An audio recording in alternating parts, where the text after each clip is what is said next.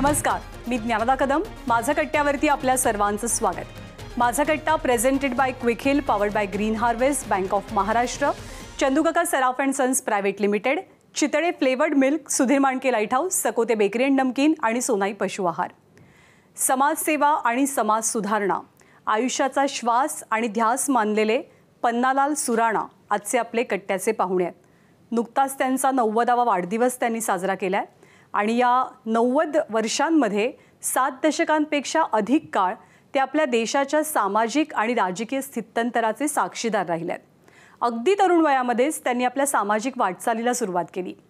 पन्नालालजींच्या शब्दात सांगायचं झालं तर चले जाव आंदोलनापासून ते स्वातंत्र्य चळवळीपर्यंत, मग स्वातंत्र्य ते आणीबाणीपर्यंत आणि त्यानंतर देशाच्या जडणघडणीतल्या महत्त्वाच्या सामाजिक आणि राजकीय घडामोडींचा अनुभव त्यांच्या गाठीशी आहे.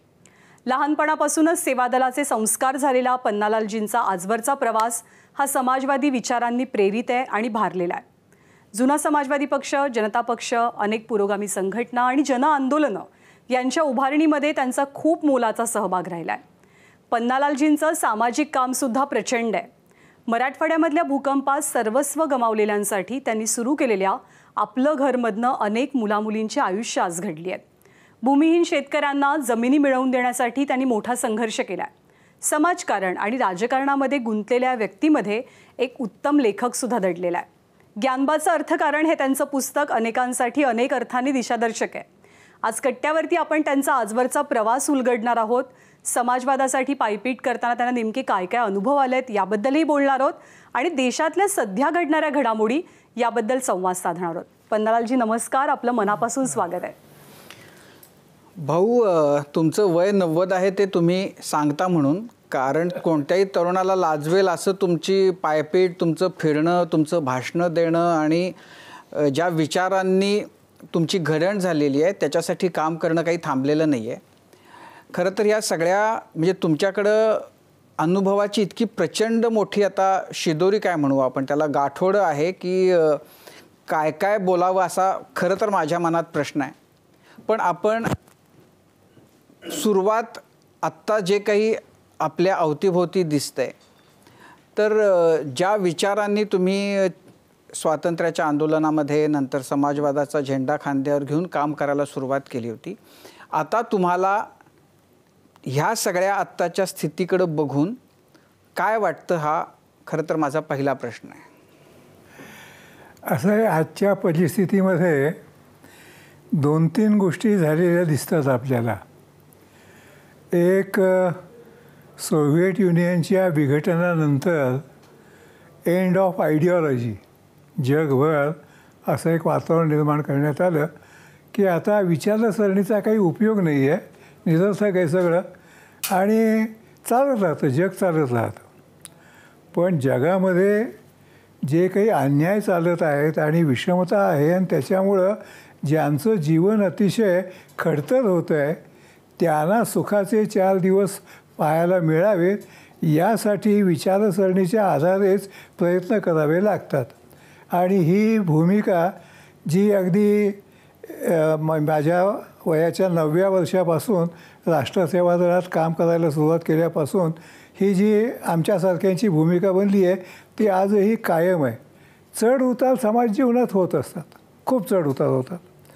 आपल्याला तर खरं म्हणजे हिटलरनं युरोपमधल्या काही देशांच्यावर, विशेषतः पोलंडवर जे अत्याचार केले त्या सगळ्या अत्याचारांना उलटून ती माणसं परत उभी राहिली हे पाहिल्यावर अगदी थक्क होतं मन की इतके सगळे अन्याय सहन करून परत उभी राहिली आहे ती माणसं. तेव्हा माझ्यासारख्याचा माणसांना चांगलं जीवन स्वतःसाठी पाहिजेल आहे, आजूबाजूचं जीवनही चांगलं असावं असं वाटतं आणि म्हणून योग्य दिशेनं समाज चालावा, म्हणून योग्य विचारसरणीचा आधार घेतला जावा असं सामान्य माणसाला साधारणपणानं लक्षात येतं आणि हाच आमच्या विश्वासाचा मुख्य आधार आहे असं माझं मत आहे. भाऊ, म्हणजे स्वातंत्र्याच्या चळवळीमध्ये तुम्ही होताच, नंतर नेहरूंचा सगळा काळ तुम्ही बघितलात. 2 गोष्टी झाल्या. एक तर म्हणजे समाजवादी चळवळ जो विचार होता तर त्याची गेल्या काही वर्षांमध्ये, आणि ती काही आत्ता अगदी नाही, खूप काळापासून त्याची फरफट सुरू झालेली आपण बघतो. म्हणजे त्याची भरभराट आणि त्याला लागलेली उतरती कळा हे फार, तसं जर असं जर काळाच्या हिशोबात जर बघायला गेलं तर फार मोठा तो काळ नाही आहे. तर ते नेमकं कशामुळं झालं असं तुम्हाला वाटतं? आणि जी स्वप्न बघून तुम्ही स्वातंत्र्याच्या चळवळीमध्ये सगळेजण त्यावेळेला उतरलेले होते, तर ते स्वप्न हातातून निसटतंय असं कधी तुम्हाला वाटायला लागलं का? अजूनही तुम्हाला असं वाटत नाहीये की ती स्वप्न जी तुम्ही बघत होता ती साकार होत आहेत, त्या दिशेनं आपण जातोय, अशी तुमची भावना आहे?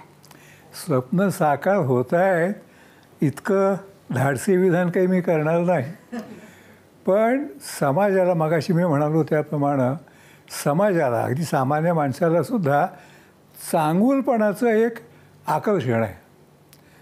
मी चांगलं वागावं, लोकांनी चांगलं वागावं, अशी अतिशय सामान्य माणसांची भावना असते, मनापासूनची भावना असते. आता त्या आधारेच ज्या काही परिवर्तनवादी विचारसरणी गेल्या 200 वर्षामध्ये देशात जगात मांडल्या गेल्या, त्या सगळ्यांनी आधार तोच मानला की सामान्य माणूस त्याच्या स्वतःच्या प्रेरणेनं, स्वतःच्या इच्छेनं बदल घडवू इच्छितो. म्हणून मग त्याला दिशा कुठली द्यावी, कुठल्या प्रकारची व्यवस्था निर्माण करावी, याबद्दल मार्क्स काय, गांधी काय, नंतरचे आमच्या समाजवादी चळवळीतले वेगळे वेगळे नेते काय, यांनी जी मांडणी केली, रॉईस्ट वगैरे हे सगळे, यांनी जे मुळात मानलं आहे ते हे आहे की सामान्य माणसाला चांगलं जगणं हवं आहे आणि तो त्यासाठी काही ना काही करू शकतो. हा मुख्य आधार आहे. त्यामुळं मला काही असं वाटत नाही. आता आमच्या समाजवादी चळवळीच्या, तुम्ही फरफट म्हणताय, फरफट शब्द काही मला योग्य वाटत नाही, विस्कळीत, अतिशय विस्कळीत झाली आहे समाजवादी चळवळ, हे खरं आहे. 1934ला काँग्रेस समाजवादी पक्षाची स्थापना नाशिकच्या तुरुंगात असलेल्या जयप्रकाश, युसुफ मेहरअली वगैरे या मंडळींनी विचार तुरुंगातच असताना केला होता. आणि मग बाहेर आल्याबरोबर पटण्याला त्यांनी एक चांगली मोठी, अर्थात मोठी म्हणजे त्या मनाला मोठी, म्हणजे अंजुमन इस्लामच्या हॉलमध्ये ती मीटिंग झाली आणि काहीतरी 300 लोक जमले होते, असं मला नंतर इतिहास वाचताना कळलेलं आहे. पण त्या अंजुमन इस्लामच्या हॉलमध्ये त्याने मग रीतसर काँग्रेस समाजवादी पक्षाची स्थापना केली. मार्क्सवाद त्यांना वाटायचा की हा योग्य मार्ग आहे, गरिबाला न्याय मिळवून देण्यासाठी मार्क्सवाद ही एक चांगली विचारसरणी आहे. पण त्यावेळच्या कम्युनिस्टांनी भारतातल्या, आणि त्यांना आदेश बाहेरून रशियातून आलेला होता की राष्ट्रीय स्वातंत्र्य चळवळीपासून तुम्ही दूर राहा, म्हणून भारतातल्या त्यावेळच्या कम्युनिस्टांनी स्वातंत्र्य चळवळी, म्हणजे काही त्याच्यातले अर्थात पुण्याचे चितळे वगैरे हे तरीही राहिले स्वातंत्र्य चळवळीत, पण धोरण म्हणून त्या पक्षानं काय ठरवलं की आपण स्वातंत्र्य चळवळीत भाग घ्यायचा नाही आणि ब्रिटिशांना मदत करायची. कारण ब्रिटिश त्यावेळेला म्हणजे जर्मनीच्या विरुद्ध लढायला म्हणून इंग्लंडला मदत करायची, ही त्यांची भूमिका झाली होती. आणि त्याच्यामुळं मार्क्सवाद पटतो आहे. पण या देशातले कम्युनिस्ट हे मात्र राष्ट्रीय स्वातंत्र्य चळवळीला विरोध करत आहेत. म्हणून मग आमच्या समाजवादी नेत्याने, म्हणजे मुख्यतः आचार्य नरेंद्र देव, जयप्रकाश, लोहिया, अशोक मेहता आणि अरुणा सफली यांनी ही भूमिका घेतली की समाजवाद, लोकशाही, आणि हे खरं आहे त्या रशियामधल्या सगळ्या घडामोडीतून सर्वंकष सत्ता, एकाधिकारशाही हा फार मोठा धोका आहे, तो टाळला पाहिजे आहे. म्हणून लोकशाही व्यवस्था, लोकशाही पद्धत आणि लोकशाही मूल्य हे टिकवायला पाहिजे आहेत. आणि त्याच्या जोडीला आर्थिक समतेच्या दिशेनं पावलं उचलली पाहिजे आहेत, अशी भूमिका ही आमच्या नेत्यांनी त्यावेळेला मांडली 1934 साली. आणि काँग्रेसमध्ये राहून हा गट काम करत राहिला. आणि माझ्या माहितीप्रमाणे विशेषतः बिहार, उत्तर प्रदेश या भागामध्ये जमीनदारी प्रथा जी होती अतिशय शोषण करणारी, त्याच्या विरुद्ध फार मोठी आंदोलनं त्यावेळेला नरेंद्रदेव स्वतः, लोहिया आणि इतर अनेक या मंडळींनी ती जी आंदोलनं उभी केली त्याच्यातून समाजवादी चळवळीला एक चळवळीचा आणि संघटनेचा आधार उपलब्ध होत गेला. आणि त्याच्यानंतर मग 39 साली युद्ध सुरू झालं, पंचायत झाली. मग 45पर्यंत म्हणजे भूमिगत चळवळ चालवायची हा समाजवाद्यांनी ठरवून निर्णय घेतलेला होता. जेव्हा गांधीजींच्या जवळची लोक असं म्हणायला लागली होती की आता बापूंच्या मनात आहे की अगदी शेवटचा लढा द्यायचा स्वातंत्र्यासाठी.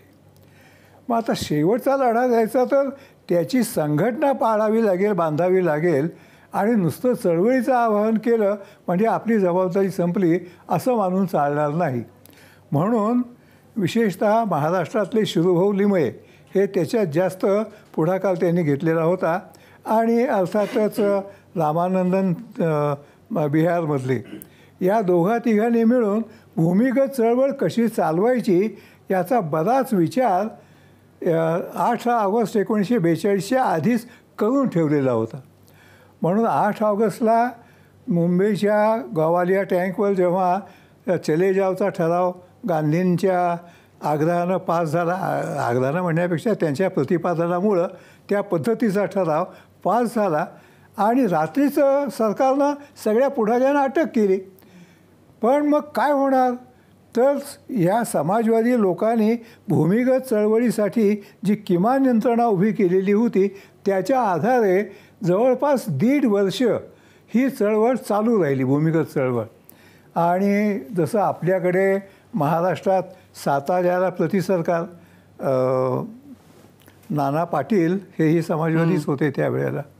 तेव्हा या सगळ्यांनी जसं प्रतिसरकार महाराष्ट्रात चालवलं तसं बिहारमध्ये बेतिया हे म्हणजे जमीनदारी होती मोठी, तर तिथे त्यांनी समाजवादी स्वरूपाची व्यवस्था सुरू केली. 1.5-2 वर्ष त्यांनी तिथं राबवली. तेव्हा भूमिगत चळवळ चालवून आपल्याला स्वातंत्र्याच्या दिशेनंही वाटचाल करायची आहे आणि त्याचबरोबर समाजवादाच्या दिशेनंही वाटचाल करायची आहे असं चळवळीचं व्यवस्थित भान ठेवून समाजवादी पुढाऱ्यांनी त्यावेळेला ती चळवळ पुढं चालवली. मग 45 साली पुढारी तुरुंगातून सुटले काँग्रेसचे आणि मग परत 46 साली लोकसभा निवडणूक आली केंद्रीय कौन्सिलची. त्यावेळेला म्हणजे प्रौढ मतदानाचा अधिकार नव्हता. त्यावेळेला मतदानाचा अधिकार कुणाला होता तर 10 रुपये किमान शेतसारा भरणारा किंवा 10 रुपये घरभाडं देणारा किंवा इन्कम टॅक्स देणारा किंवा एखाद्या विद्यापीठाचा पदवीधर एवढ्यांनाच फक्त मताचा अधिकार होता. पण तेवढ्या मर्यादित मतदारांच्या समोरसुद्धा आपण ही भूमिका मांडावी असं समाजवाद्यांनी ठरवलं आणि ते मांडत राहिले. पण फाळणी आणि हे जे प्रश्न निर्माण झाले याच्यामुळे मग वेगळी महत्त्वाची अशी घटना घडत गेल्यामुळं जरा विस्कळीतपणा आला त्यावेळेला. तरी वैचारिकदृष्ट्या कटाक्ष आणि आग्रह हे विशेषतः जयप्रकाश, नरेंद्रदेव यांची विचारसरणी फार स्पष्ट असायची, मांडणी ही फार चांगली असायची. आपल्याकडं त्यांची माहिती कमी आहे पण उत्तर भारतात त्यांचा प्रभाव फार मोठा होता.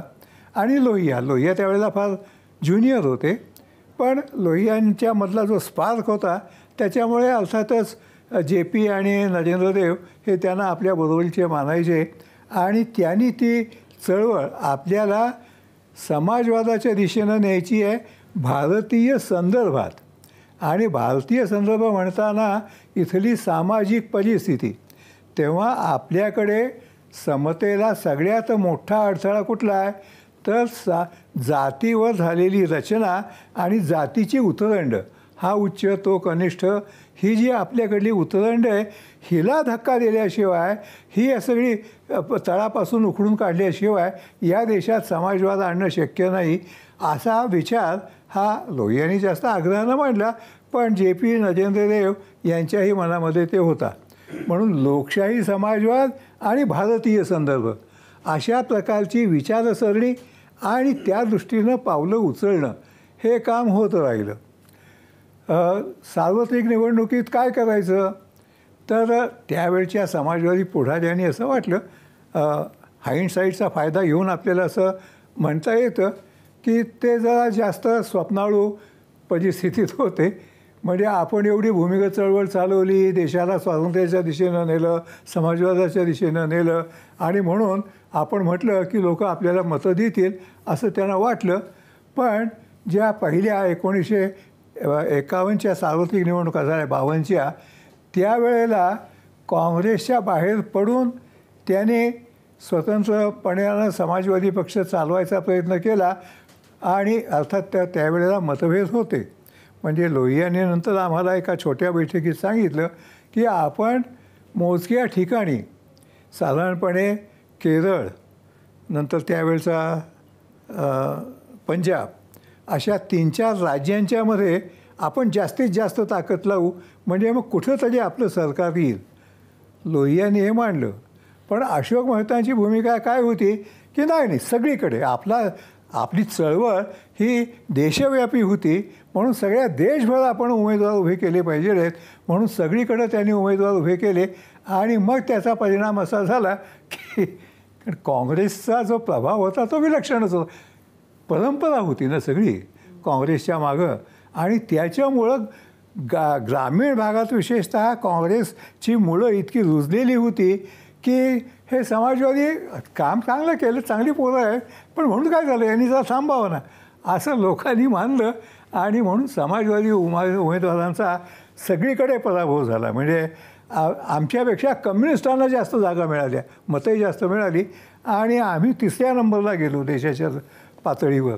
पण हा जो मगाशी आत्ता तुम्ही म्हणालात की विस्कळीतपणा आला, तर तुमच्या मते तो सुरुवातीपासूनच, म्हणजे स्वातंत्र्य मिळाल्यानंतर लगेचच तो विस्कळीतपणा यायला सुरुवात झाली? ज्या भूमिका सगळेच जण बुद्धिमान असल्यामुळं वैचारिक मतभेदांना जास्त संधी होती आणि कुणीच मेंढरासारखे चालणारे नव्हते, त्यामुळं ते वाढत गेले आणि त्याच्यातनं नंतर मग समाजवादी पक्षाची शक्ल होणं वगैरे असं सगळं झालं. खरं तर तिथून आपण, म्हणजे या प्रश्नाचं तुमच्याकडनं उत्तर ऐकूनच घ्यायचं आहे की तो विस्कळीतपणा नंतर, म्हणजे तो यायला सुरुवात नेमकी कधी झाली? आणि आज म्हणजे समाजवादी विचार जो आहे तो तर सर्वसामान्यांचं भलं चिंतणारा आहे, तर मग लोकांना या विचाराच्या बद्दल ज्या प्रमाणात प्रेम वाटायला हवं होतं, तर ते का वाटेन असं झालं? हे तुमचं आकलन का आहे की समाजवादाची पिछेहाट जी झाली, तर त्याला नेमकं कारण काय घडलं? एकीकडं समाजवादाची पिछेहाट झाली आणि दुसरीकडं उजव्या विचारांचं प्राबल्य ते फक्त भारतात नाही जगभरामध्ये आपल्याला ते वाढलेलं दिसते. तर तुमचं आकलन काय आहे की उजवा विचार जगभरातल्या लोकांना का मोहात पाडतोय? भारताच्या संदर्भात मगाशी मी जे म्हटलं, माझ्या मते म्हणजे काँग्रेसच्या बाहेर पडू नये असं अच्युतराव पटवर्धनांचं मत होतं. ते म्हणाले की आपण काँग्रेसमध्ये राहूनच आणि इथंच सगळ्या संघटनेला, सगळ्या चळवळीला आपण समाजवादी वळण द्यायचा प्रयत्न करू. पण विशेषतः परत अशोक मेहता यांच्या आग्रहामुळं मग काँग्रेसमधून बाहेर पडायचा निर्णय 48 साली झाला. म्हणजे मतभेदाची सुरुवात तिथं झाली असं मानायला जागा आहे.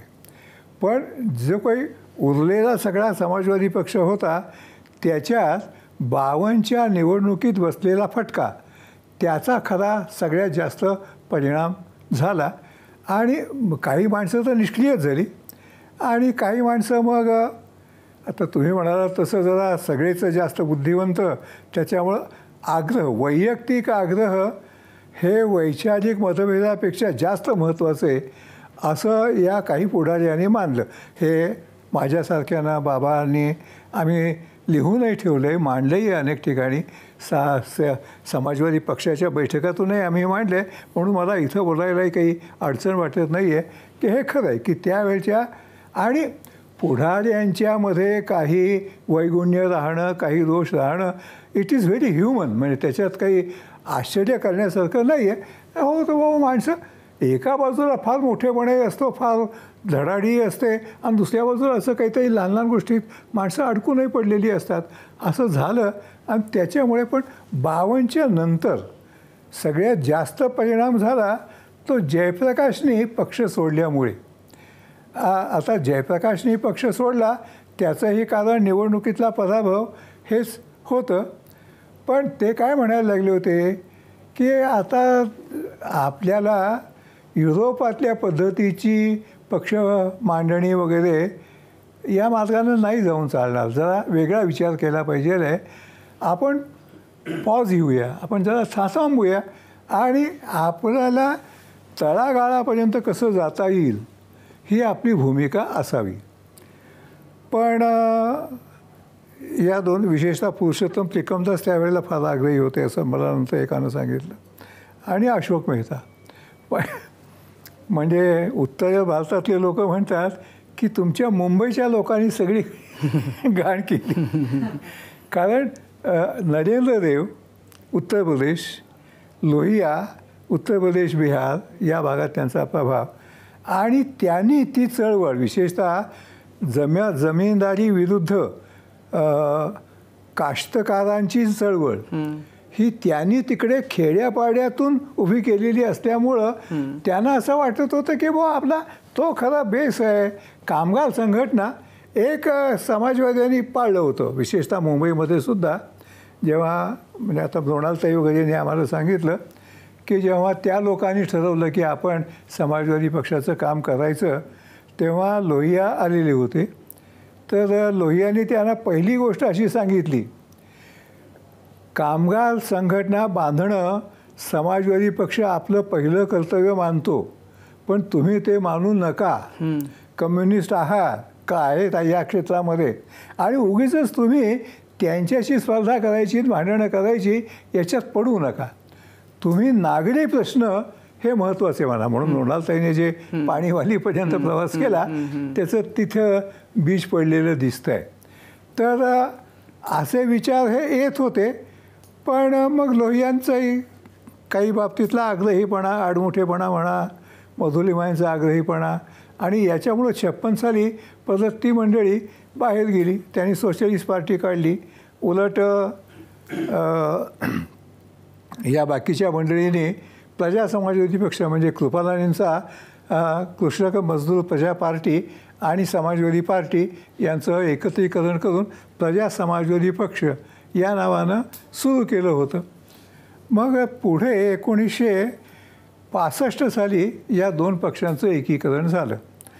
मधल्या काळात 67 म्हणजे त्याच्यानंतरचाच असतात 67 साली लोहियांनी काँग्रेस हटाव हा नारा दिला. त्याही वेळेला अगदी महाराष्ट्रातलेच बागायतकर वगैरे हे म्हणाले त्यांना की ही तुमची सबगोलंकारी भूमिका आम्हाला बरोबर वाटत नाही आहे. वैचारिक मतभेद जनसंघाबरोबर आपले एवढे तीव्र आहेत आणि त्यांची भूमिका इतकी सगळ्या बाबतीत प्रतिगामी, केवळ मुस्लिम विरोध एवढंच नाही आहे, तर सगळी जुनी व्यवस्था चालवायची हा त्यांचा आग्रह आहे जनसंघाचा, आणि म्हणून आपण त्यांना सोबत घेता कामा नये. पण लोहिया ते परत त्याची धून त्यांच्यावर सवाल झाली होती. त्याच्यामुळे काय नाही, प्रथम काँग्रेस, पहिला शत्रू नंबर 1 काँग्रेस आहे, काँग्रेसला हटवू मग होईल की काहीतरी.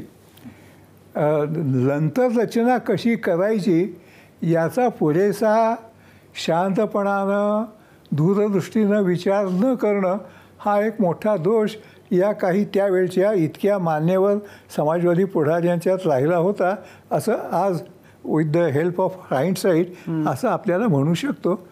पण शेवटी काय माणसांच्या मर्यादा आहेत. पण याच्यातून मग चळवळ जास्त अशी विस्कळीत व्हायला लागली.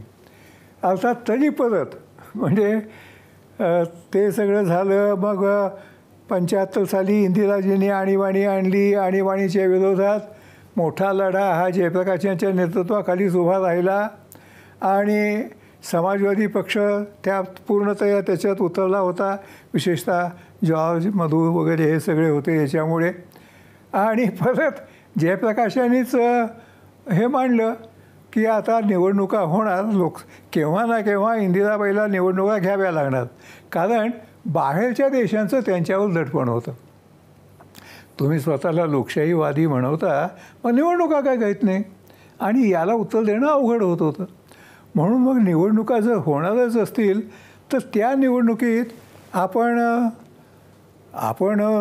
ते जे पी म्हणाले की आता या आणीबाणीच्या विरोधात लढायला तुम्ही 4 पक्ष एकत्र आलेले आहात ना, म्हणजे समाजवादी, संघटना काँग्रेस, त्यावेळेला स्वतंत्र पार्टी मिनू मसानीची ती होतीच, आणि जनसंघ. मग हे तुम्ही 4 संघ एक झालात, 4 पक्ष एक झालात तरच मी तुमचा प्रचार करीन. आता म्हणजे जयप्रकाश यांच्याबद्दल हे बोललं जातं, त्यातही अर्थ आहे, आधार आहे त्याला, की त्यांनी काही दूरदृष्टीनं विचार केला नाही. आता मगाशी मी म्हणालो तसं या मर्यादा आहेत, मानवी मर्यादा आहेत या, आणि त्यांच्या आग्रहामुळं म्हणजे त्यावेळेला मला आठवतं आहे मी जवळपास 16 महिने भूमिगत राहिलो होतो आणीबाणीमध्ये. म्हणजे ज्या दिवशी आणीबाणी घोषित झाली त्या रात्री SM, राजहंस, सुरेंद्र मोहन आणि आम्ही पटना स्टेशनवर होतो. एका खेड्यातून शेतकरी परिषद संपवून आम्ही तिथं आलो होतो, आणि मग कुठं कोणा मित्राकडं कार्यकर्त्याकडं जा म्हणून आम्ही स्टेशनच्या डॉर्मिटरीतच 4 जण झोपलो होतो. आणि सकाळी उठून मी खाली आलो चहा प्यायला, मला सवय लवकर चहा घ्यायची. आलो खाली तर एकाचा रेडिओ चालू होता आणि लगेच इंदिराबाईचा आवाज मी ऐकला, the president has declared emergency but there is no reason to panic. हे ऐकल्याबरोबर मी वर गेलो आणि अण्णांना उठवून हे सगळं सांगितलं. मग काय करायचं, तास 1.5 तास तोपर्यंत रामानंद तिवारी फार मोठे पुढारी होते समाजवादी, म्हणजे नंतर ते पोलीस मंत्री झालेले होते कर्पूरी ठाकूरांच्या मंत्रिमंडळात, ते आले जीप घेऊन स्टेशनवर, आणि मग त्यांची चर्चा सुरू झाली. मग मी आपलं असं म्हणालो सुरेंद्र मोहनना की आता इथं आपण फार थांबू नये, तुम्ही दिल्लीला जा, मला जरा म्हणजे अलाहाबादला हा जो निर्णय आलेला होता इंदिराजींच्या लोकसभा निवडणूक रद्द ठरवण्याचा, त्याची कॉपी मला मराठवाड्याच्या दिवाळी अंकासाठी न्यायची होती, म्हणून मी अलाहाबादला उतरतो आणि तिथून मी पुढे जातो. पण आता आपल्याला सावध राहावं लागेल, म्हणजे बाकीचं काय झालं काय नाही काही नीट कळू शकत नव्हतं, काही बाहेर येऊच देत नव्हते, सेन्सॉरशिप सुरू झाली होती. आणि ते हे केलं, आणि असा विचार आम्ही केला की आपल्याला आता भूमिगत चळवळ परत चालवावी लागणार, आणि एक पथ्य पाळायचं जे 42 साली ठरवलं होतं आमच्या पुढाऱ्यांनी, की जीवहत्या करायची नाही. अर्थात त्यांनी एक पाऊल हे उचललं होतं की सरकारी यंत्रणा बंद पाडायची, या दृष्टीनं आवश्यक ते करायला हरकत नाही, म्हणजे तारा यंत्र बंद पाडणं वगैरे वगैरे. पण आम्ही यावेळेला असं ठरवलं 65-75 साली की आपण ते सुद्धा करायचं नाही. सरकार आपलं आहे, सरकार चाललं पाहिजे आहे, आणि सरकारकडून चांगलं लोकांच्या भल्याचं काही ना काही काम होत आहे, त्याच्यात अडथळे आणायचे नाही. मग लोकांनाच जास्तीत जास्त जागृत करणं याच्यावर आपण भर द्यायचा, हा आमचा 75 ते 76 हा आमचा असा विचार चालू होता. पण मग 76ला जेव्हा जे पी म्हणायला लागले की बाबा निवडणुका होतील आणि तुम्ही एक पक्ष बनवा, तेव्हा मग मी भूमिगत असल्यामुळे गेलो. जवळपास 9-10 राज्यात मी जाऊन आलो, कार्यकर्त्यांना भेटलो ठिकठिकाणी. मला असं दिसत होतं की सामान्य कार्यकर्ते म्हणत होते की जनसंघाबरोबर आपण एक पक्ष करायचा नाही. पण पुढाऱ्यांच्यापैकी म्हणजे मला फार दुःख झालं, फार वाईट वाटलं, मधुलिमा यांनी सुद्धा ती भूमिका घेतली. म्हणजे SM नानासाहेब यांनी घेतली याचं आम्हाला फार आश्चर्य वाटलं नाही, कारण ते आपलं जास्त असं सगळ्यांना सांभाळून घ्या वगैरे असं. पण मधुलिमा म्हणाले की नाही, अरे मधल्या अनुभवामध्ये सत्ता दिसल्याबरोबर आपली माणसंसुद्धा एवढी त्या सत्तेच्या मागं पळत सुटतात हे पाहून पक्ष आपल्याला चालवता येईल असं मला वाटत नाही आहे. ते म्हणजे मला तो एक फार मोठा हादरा होता. आणि मग आपण करायचा जनता पार्टी. तरीही अगदी शेवटचं जे आमचं पक्ष विसर्जनाची जी अधिवेशन झालं दिल्लीला, तिथे मध्य प्रदेशचे लाडली मोहन निगम खुद्द जॉर्ज त्यावेळेला येऊ शकला, म्हणजे परवानगी दिली होती, त्यांनी म्हणजे तुरुंगात असतानाच पण आलेले होते. तर जॉर्ज, मधुलिमा, लाडली मोहन आणि मी, आम्ही तिघांनी विरोध केला की जनसंघाबरोबर आपण एक पक्ष बनवू नये. पण आमचं काही चाललं नाही, कारण SM नानासाहेब हे ते सगळेच म्हणायला लागले की बाबा काही इलाज नाही आहे, केलं पाहिजे.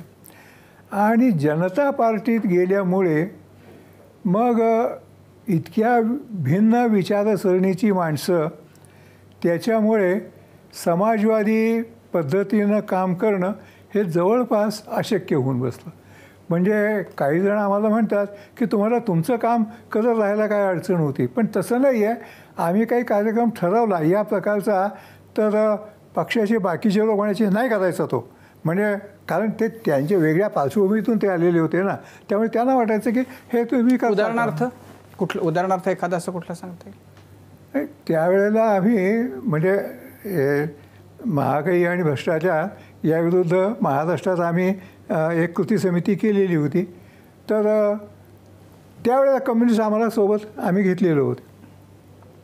ते बाकीच्या लोकांनी आम्हाला टोकलं की कम्युनिस्टांना कशाला तुम्ही सोबत घेतलं, तुम्ही बाहेर पडा. त्याच्यावर बाहेर पडायला भाग पाडलं. आणि SM त्यावेळेला इतके दुःखी झाले होते की अरे एवढं मी चांगलं काम करतो आहे, चांगल्या दिशेनं पक्षाला न्यायचा प्रयत्न करतो आहे, पण आता या वरच्या पुढाऱ्यांनी असा निर्णय घेतला, असं ते झालेलं होतं. भाऊ, आत्ता तुम्ही जनता पक्षाच्या त्या 75-76 नंतरची जी परिस्थिती होती त्याच्याबद्दल बोलत होतात. त्यावेळेला जो प्रयोग झाला की शरद पवार काँग्रेसमधून बाहेर आले आणि जनता पक्षानं त्यांना पाठिंबा दिला आणि ते पुलोदचं सरकार सत्तेमध्ये आलं, त्याचा हवाला आत्ता अजित पवार बाहेर पडून जेव्हा भाजपबरोबर गेले तेव्हा तो सतत दिला जातो आहे. तर त्यावेळेला हे सरकार बनत असताना असं म्हणजे ज्याला तुम्ही फार तीव्रतेनं विरोध केला त्यातला एक जनसंघ तुमच्यातच आलेला होता, तुमच्या पक्षातच, जनता पक्षातच आलेला होता, आणि ज्याच्याशी तुमचा झगडा होता त्या पक्षातनं बाहेर पडून शरद पवार आले होते आणि त्यांना पाठिंबा देऊन तुम्ही ते सरकार बनवलं होतं. तर ती परिस्थिती आणि आत्ताची ही जी अजित पवार, एकनाथ शिंदे, देवेंद्र फडणवीस, भाजप, शिवसेना, NCP असं जे सरकार आत्ता आले, ह्या दोन्हीकडं तुम्ही कसं बघता? त्यावेळेला तुम्हाला ते सरकार आल्याचा आनंद होता, आत्ताचं हे सरकार बघूनही तुम्हाला त्याचीच आठवण होतीये? खरं म्हणजे हे बोलावं की बोलू नये अशा द्विधा मनस्थितीत मी आहे. कारण काय झालं, म्हणजे शरद पवार जेव्हा बंडखोरी करण्याचा विचार करत होते, तर गोविंद, म्हणजे मी नावं घेतो आता काही, पण ही नावं वगळायची असली तर तुम्ही वगळा सुद्धा. नाही, वगळणार नाही आम्ही काही.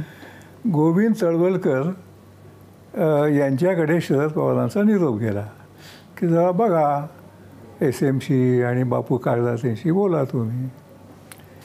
मग तळवलकरांनी त्यांच्याशी बोलणं करून समहाव, म्हणजे काय, इतर राज्यातही ते सुरू झालेलं होतं. तेव्हा SM राहताना बोटचेपी भूमिका घेतली. बापूंचे आणि शरद पवारांचे चांगले घनिष्ठ संबंध होते, त्यामुळे तळवलकरांच्याकडं SM आणि बापू काळदासेंना भेटायला शरद पवार येणार होते. मला नंतर SMने सांगितलं, अरे बाबा तुला तिथं येऊ देऊ नका असं आम्हाला सांगण्यात आलं आहे. कारण मी जाहीर केलेलं होतं, जाहीर म्हणजे आमच्या ह्याच्यात मी एक पथ्य पाळलं होतं, शक्यतो पक्षाचं नुकसान होईल असं जाहीर निवेदन, जाहीर वक्तव्य करायचं नाही. एक आपण पक्षात असलो तर पक्षाची शिस्त पाळली पाहिजे, पक्षाचं काही एक इमेज असते त्याला धक्का पोहोचू नये आपल्याकडून, असा आपण प्रयत्न करावा, असं आपलं म्हटलं तर ही नेमसलं भूमिका पण आहे माझी ती. पण छोट्या वर्तुळात मी हे सांगितलं होतं की बाबा आपण पक्षांतर करणाऱ्याला स्थान द्यायचं नाही, ही भूमिका घेतली आहे ना, मग काय म्हणून आपण हे करायचं. पण मग ते चळवळकरांच्याकडं SM, बापू काळदाते आणि शरद पवार यांची भेट होऊन ते ठरलं, बरं जनता पक्षातल्या बाकीच्या लोकांना सत्तेवर जायला उत्सुक फार असतात. त्यामुळं बाकीचे संधी मिळते ना, मग काय हरकत आहे, पण बघू की बाकीचं असं ते सगळं झालं. तेव्हा आता मीही मग जाहीरपणानं मला पत्रकारांनी विचारलंच काय ना, मला वाटतं बाळासाहेब देसाई आले जनता पार्टीत असं एका पत्रकारानं मला म्हटलं. नेवल तुमची काय प्रतिक्रिया आहे? मी म्हटलं आनंद आहे, तर दुसरं काय. तर असं मग ती एकदा पक्षानं निर्णय घेतल्यानंतर मग त्याचं समर्थन करत लागलो मी. पण मला काही तो प्रयोग चांगला वाटला नव्हता त्याही वेळेला, आणि त्यामुळे आजही मी आपलं यावेळेला छोटंसं, कारण आता काही मला फार म्हणजे मी काही आता मोठ्या पक्षाचा काही नाही आहे कोणी, त्याच्यामुळे माझ्या त्या निवेदनाला फार प्रसिद्धी मिळाली नाही. पण तरी अजित पवार आणि प्रफुल्ल पटेल यांनी खुंचीपणा केला आहे आणि हे अतिशय चुकीचं झालं असं मी जाहीरपणानं म्हणालो, आमच्या भागात सोलापूरला म्हणालो. आता हे जे यांनी केलेलं आहे त्यावेळचं चुकीचं होतं असं माझं खरं मत. त्यामुळं आता यांनी केलं हे चुकीचं आहे हे तर आजही माझं मत असणारच आहे, तसंच आहे. पण त्यावेळेला म्हणजे शरद पवार जेव्हा बाहेर पडतील तेव्हा तेच मुख्यमंत्री होतील आणि जनता पक्ष त्यांना पाठिंबा देईल असं आधीपासूनच ठरलं होतं. त्या अटीवरच ते बाहेर पडले होते. आणि खरं म्हणजे आता मोकळेपणानं बोलायचं तर तसं राज्यकारभार चालवण्याचा अनुभव असणारे आणि दृष्टी असणारे आमच्या जनता पार्टीत फारसे कोणी नव्हते.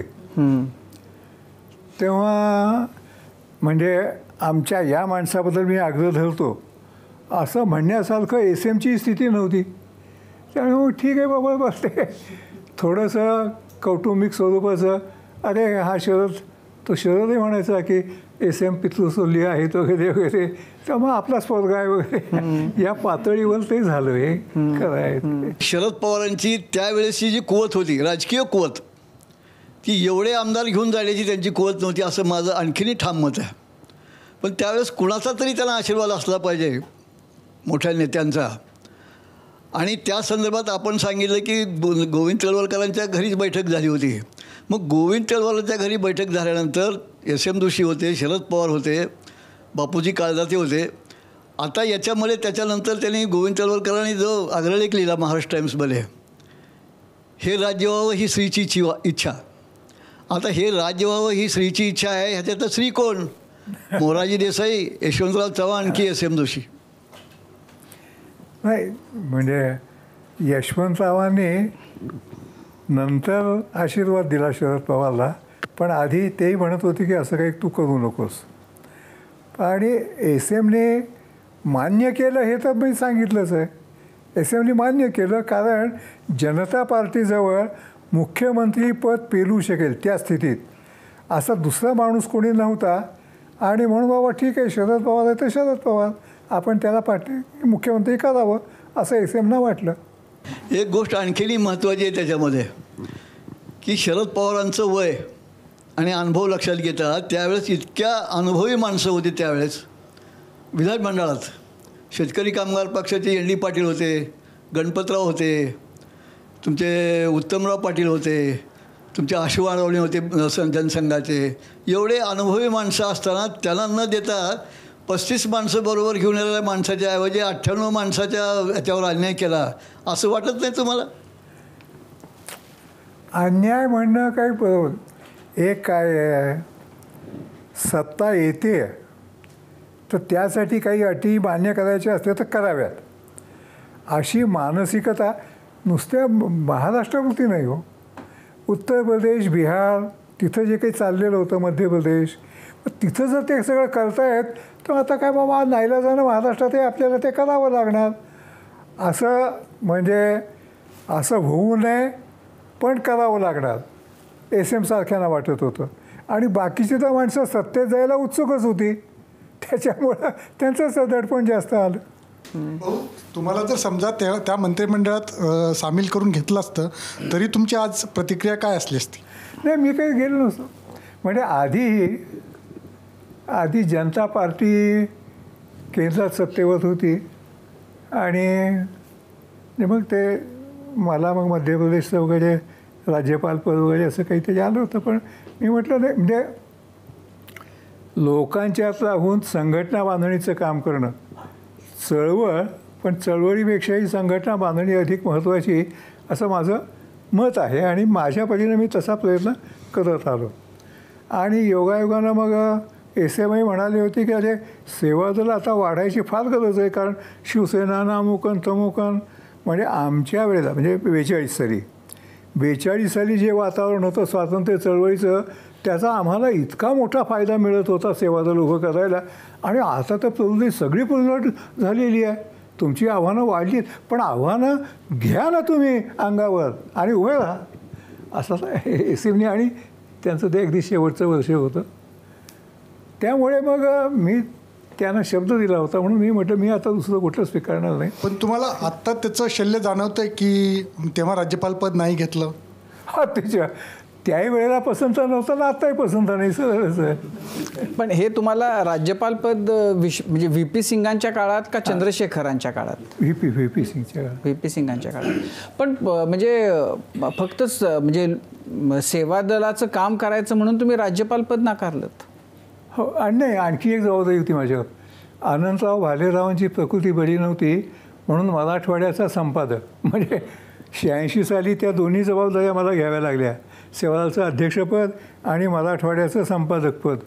आणि अनंतरावांच्या प्रकृतीमुळे आणि शेवटी मराठवाडा, त्याला ती एक एवढी परंपरा मराठवाड्यातली, त्याच्यामुळे ती आपली जबाबदारी असं मला वाटलं. तेव्हा भाऊ, आजच्या काळामध्ये की कुठल्याही पेपरचं संपादक किंवा कुठल्या तरी अशा संघटनेचं अध्यक्ष वगैरे आणि राज्यपालपद, तर लोक काय म्हणतील असं जर कोणी नाकारेल तर? आता लोकांना म्हणायचं होती म्हणून हे घेत, मी काय करू त्याला. पण म्हणजे ही जी सगळी तुमची पिढी होती ती अशीच विचारांनी इतकी भारलेली होती की त्यांना आपण काय, मला म्हणजे कित्येकदा तर काय त्यागतो याचा विचारही न करता त्यांनी त्याग केले. जसं की राज्यपाल, म्हणजे तुम्ही जर ठरवलं असतं तर आमदार, खासदार, मंत्री, राज्यपाल म्हणजे काहीही होणं शक्य होतं, तर ते नको असं आतून इतकं का वाटत गेलं? म्हणजे तुमच्यासारखे अनेक जण आहेत समाजवादी किंवा वेगवेगळ्या विचारांचे, खूप म्हणजे विचार कोणताही असो, मग तो कधी डावा असेल, कधी जनसंघामधली मंडळी असतील, संघाचं काम करणारे असतील, समाज चळवळीतली, त्या पिढीतली जी लोकं होती त्यांच्यामध्ये हा एक गुण होता जो आता पूर्णपणानं लुप्त झालेला दिसतो. तर काय असं होतं की ज्याच्यामुळं ते नको, आपलं हे काम जास्त महत्त्वाचं आहे असं वाटत राहिलं? नाही, सरांच्या प्रश्नाला जोडून पुढे हे करायचं आहे, तर ही जर तुम्ही तेव्हा मंत्रिपदं घेतली असती तुम्ही तुमच्या सहकारिणी सत्तेसह, तर तुमच्याकडं राज्यकारभाराला, तुम्ही आता जे म्हणाल ना आमच्याकडे राज्यकारभाराचा अनुभव असलेला कुणीच नव्हता समाजवादींमध्ये, ती पण भरून निघाली असती ना, तुम्हाला प्रशासनाचा अनुभव पण आला असता. नाही, ती बाजू आहेच महत्त्वाची, मी ती नाकारत नाही. पण शेवटी व्यक्तीला स्वतःचा अग्रक्रम ठरवावा लागतो आणि मी माझा अग्रक्रम हे मात्र मी सांगतो, जाहीरपणानं कबूल करतो. 78ची विधानसभा निवडणूक मी लढवली होती आणि जर मी विजयी झालो असतो तर मग मात्र मंत्रिमंडळात मला जावं लागलं असतं, कारण बरेच जण म्हणत होते की आता तूच गृहमंत्री होणार वगैरे वगैरे. पण माझा काहीतरी 1900 मतांनी पराभव झाला. मग काही जण म्हणाले की मग ते म्हणजे आमच्यातलेच एक काँग्रेसमधून आलेले, त्यांना मग विधान परिषदेत निवडून आणून मंत्री केलं. मी म्हटलं मी नाही, मागच्या दादा नाही येणार, आपल्याला लोकांनी नाकारलं आहे ना, ठीक आहे, बाकीची कामं आहेत आपल्याकडे. पण ती भूमिका कायम ठेवली आहे. भाऊ, 2011मध्ये तुम्ही समाजवादी पक्षाची स्थापना म्हणजे त्याला उभारी देण्याचं काम केलं. आता जवळजवळ 12 वर्ष झाली. सध्या परिस्थिती काय आहे? म्हणजे तुम्ही 78व्या वर्षी ती समाजवादी पक्षाची पुनर्बांधणी करण्याचा प्रयत्न सुरू केला होता. आता सध्या काय, म्हणजे कुठे आहे समाजवादी पक्ष? काय झालं आहे, आता गेल्या 3 वर्षात मी म्हणजे अध्यक्षपद सोडलं 2 वर्षापूर्वी. त्याच्यानंतर केरळचे थंपर थॉमस हे समाजवादी पक्षाचे सोशलिस्ट पार्टी इंडिया असं नाव घेतलं होतं आम्ही, तेच नाव आहे. त्याचे ते अध्यक्ष झालेले आहेत. आणि संदीप पांडे लखनौचे, त्यांना सर्वोदयाची पार्श्वभूमी आहे आणि सोशलिस्ट पार्श्वभूमी आहे, ते सचिव आहेत. आणि मला आता 2-3 ठिकाणाहून असं रिपोर्ट मिळाले. आताच कोइंबतूर नाही, मदुराईला जी मीटिंग झाली राष्ट्रीय समितीची, त्यावेळेला 67 सभासद आलेले होते. आणि 1-2 राज्यातले माजी मंत्री हेही आता पक्षात आलेले आहेत. इकडे पंजाबातही आमचे जुने काही म्हणजे माझ्या वयाचे बलवंतसिंग खेडा म्हणून आहेत. त्यांचं हे वैशिष्ट्य आहे, ते स्वतः असं आपला वडिलकीचा अधिकार गाजवून वेगळ्या वेगळ्या तरुण कार्यकर्त्यांना म्हणतात, त्याला भेट, त्याला भेट, त्याला वोट, त्याला पक्षात आण, असं करून पंजाबमध्येही चांगला प्रतिसाद मिळायला लागला आहे. कर्नाटकातलं कुठलं राज्य, बंगलोर नाही, मंगलोरला मीटिंग झाली, तर तिथेही उपस्थिती चांगली होती. आणि हे जे आत्ताचे प्रश्न काही आहेत ते घेऊन समाजवादी पार्टीचं काम बऱ्यापैकी उभं राहत आहे. एक आता काय झालं आहे तुम्हालाही माहिती आहे सगळ्यांना, की मीडिया, वर्तमानपत्र हे अगदी 1-2 महत्त्वाचे पक्ष सोडले की बाकीच्यांना काही स्थानच देत नाहीत. खरं म्हणजे आमच्या वेळेला ती अनुकूलता फार होती. त्यावेळेला माध्यमांची आम्हाला भयंकर साथ असायची. आता मुंबईतलं तुम्हाला माहीतच आहे, मृणालताईंची सगळी चळवळ म्हणजे त्यात वर्तमानपत्रांनी दिलेल्या साथीचा फार मोठा महत्त्वाचा वाटा होता. देशभर ते वातावरण होतं. पण आता माध्यमांचं स्वरूप आणि त्यांच्या भूमिका इतक्या चमत्कारिक झालेल्या आहेत, सगळे विकले गेले आहेत हा शब्द मी वापरणार नाही, पण समहाव त्यांच्या मनानंच ते सुरू झालं आहे. मला हिंदुत्वाबद्दलही असंच वाटतं आहे. अनेक जण हिंदुत्ववादी मंडळी सत्तेत आहेत म्हणून तिकडे वळली आहेत असं नाही, त्यांच्या मनात ते होतं आधीपासून, आता त्यांना जास्त अनुकूलता वाटते म्हणून ते जायला लागलेले. महाराष्ट्रात समाजवादी पक्षाची स्थिती काय आहे? आमच्याकडे हसन देसाई म्हणून कोल्हापूरचे आहेत, ते अध्यक्ष आहेत. आणि 23 जिल्ह्यांच्यामध्ये सोशलिस्ट पार्टीची केंद्र आहेत. म्हणजे कुठं 5, कुठं 10, कुठं 15 असे कार्यकर्ते सोशलिस्ट पार्टी या नावानं काम करतायत, असं महाराष्ट्रातलं सध्याचं चित्र. भाऊ, याच्यामध्ये तो जो माध्यमांचा मुद्दा आहे की माध्यमं आता पूर्वीसारखी सपोर्टिव्ह नाहीत राहिली.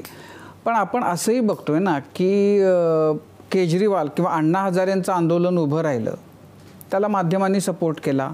केजरीवालांचा आम आदमी पक्ष, तर म्हणजे माध्यमांची मदत होत असेल, पण माध्यमं घडवतात किंवा बिघडवतात अशी काही स्थिती नाही आहे.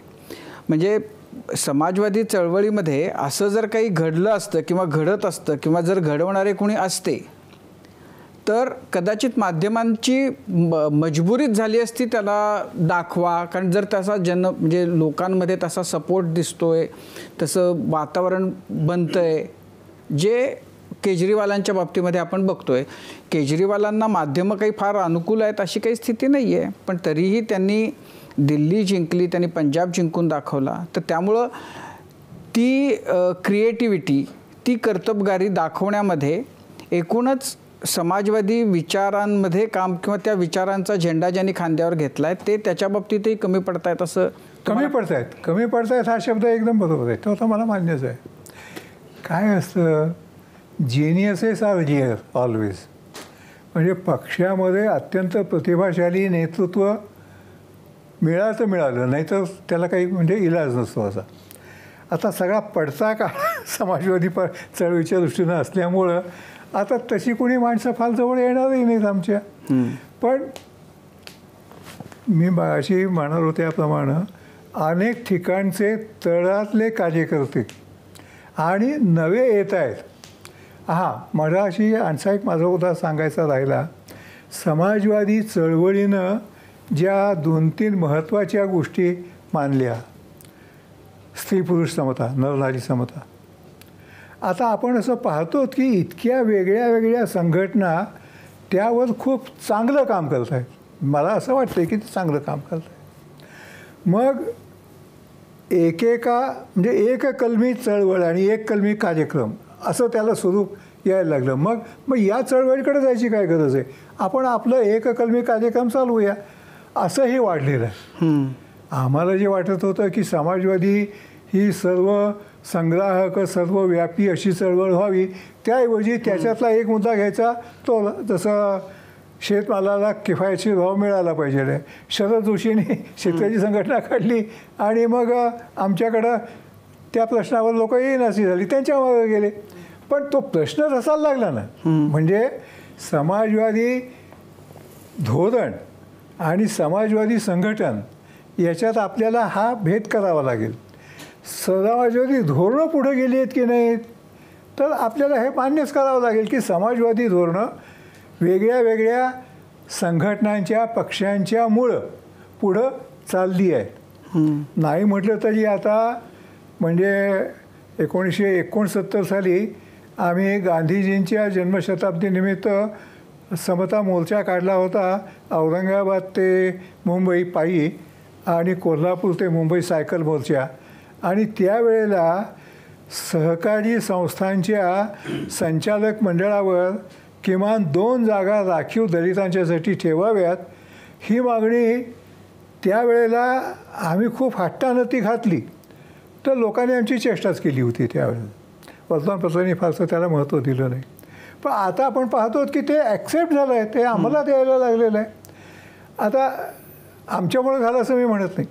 समाजवादी धोरणांची जी लोकांना न्याय मिळवून देण्याची भूमिका आहे, त्यामुळं असे एककलमी प्रयत्न, एककलमी संघटना, एककलमी कार्यक्रम याच्यामुळं आता त्यांना जास्त महत्त्व यायला लागलं आहे. आणि त्याच्यामुळं अशी एक व्यापक चळवळ, व्यापक संघटना याच्याकडं नाही माणसं येत आहेत, ही आम्ही आमची मर्यादा मानतो.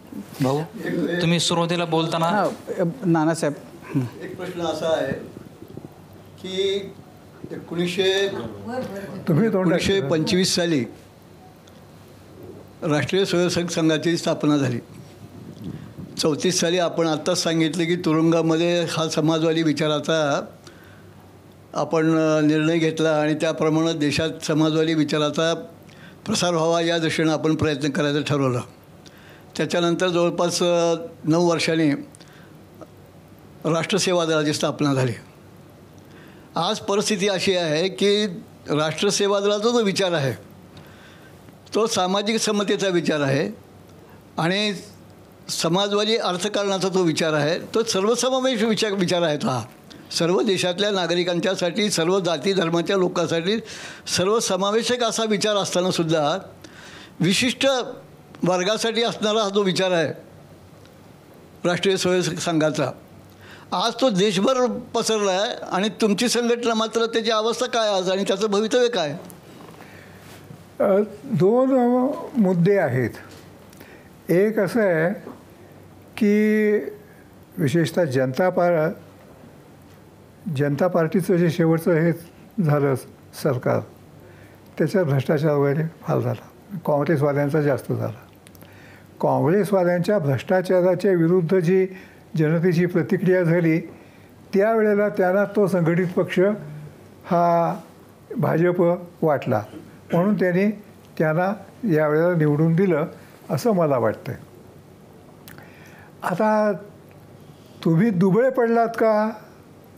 तर आम्ही दुबळे म्हणजे शक्तीनं आम्ही कमी पडलो हे तर काय वस्तुस्थिती असल्यामुळं ते मान्य करायला काही हरकत नाही आहे.